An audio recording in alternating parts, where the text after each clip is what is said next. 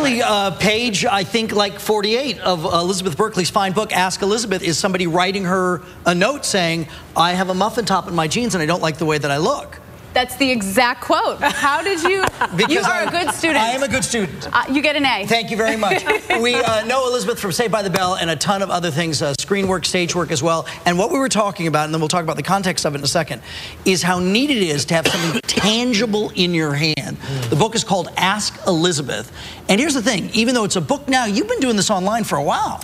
Online and in person. About 5 years ago, I created an interactive, in-person, self-esteem-based workshop. It's a not-for-profit organization, and I started this completely grassroots, started in New York, and I've been traveling across the country for the last 5 years. I've worked with over 30,000 girls in their middle schools and high schools.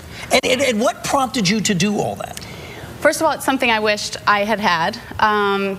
Just a place as a teen to be able to connect with other teens and know that you're not alone. And when the girls come together, you know, I'm not standing at a podium pretending that I have all the answers, because I don't. Life is a journey. But it gives the girls an opportunity to come together the way that I've formatted it. And so they can help each other and offer up their own wisdom and advice.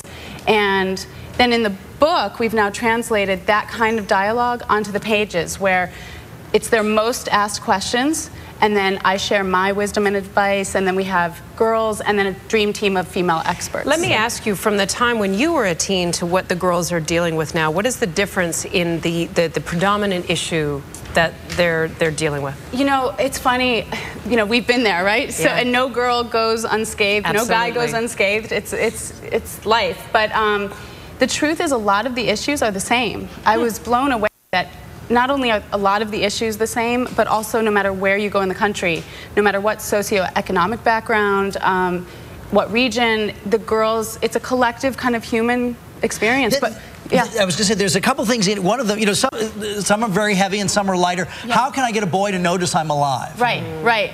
I mean, that's the girl question of all time, especially at this age where so much of their value is coming from looking outside themselves. So whether it's a guy, a friendship, there's a lot of family issues in here too. So it's also a great book for parents to use as a tool for their own kind of, if your daughter won't talk to you, you can kind of get a glimpse at what their peers are saying, or even kind of use it as a great jumping off point to open up a dialogue. There's a great letter in here saying, I'm 17 and my parents still make me go to bed at 10 o'clock, and I know junior high schoolers who can stay up later than that. Right, right. No, well, listen, every house has different rules, and I'm not there to ever criticize the parents. I'm not a parent yet, so...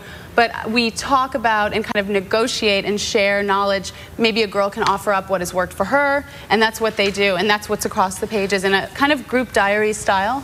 Neat thing, but the book really has, I mean, it's hard to experience on television. You have to actually get a copy. It has this great design, though, the physical design. It looks almost like a workbook in a way. Yeah, well, my vision was that it looked like an old, worn group diary. Almost like I wrote a book and passed it across the country, and girls taped in and glued in their handwritten stories, and there's real writing. And it's funny, the design was something that, to me, was so tied into how the content was going to be delivered to the girls and how they would receive it, you know, because if it was just black and white text, a self-help kind of book wasn't going to work. So this is a community book anyway, the voices and the heartbeats on every page. It's very emotional, and also it's done in a lot of handwriting. And this generation, to speak to what you asked about how it's different, they don't communicate this way in writing. They don't know their girlfriend's writing. And it was interesting, it's nostalgic for us, but for the girls, they've been really, it's an emotional experience to see another girl's writing. The mistakes, mistakes and all. And a lot of Elizabeth's handwriting is in red here, and you have excellent penmanship, I should tell you. Not really, but I appreciate the compliment. I appreciate it. I'm not great with that part.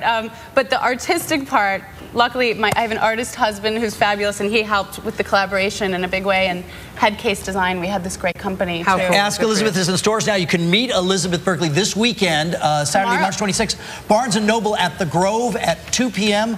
for copies of the book. Really nice to see you come back anytime. You too. Thanks so much. You bet. Thanks so much. Thank you, guys. All right, Henry, take it away. Talk to us about that tomorrow. It won't be raining by that time. Right. Yeah, it should be fine. It'll be a little cool, but that's all right. You'll be inside, have a cup of coffee, a book signing. Yeah, why not?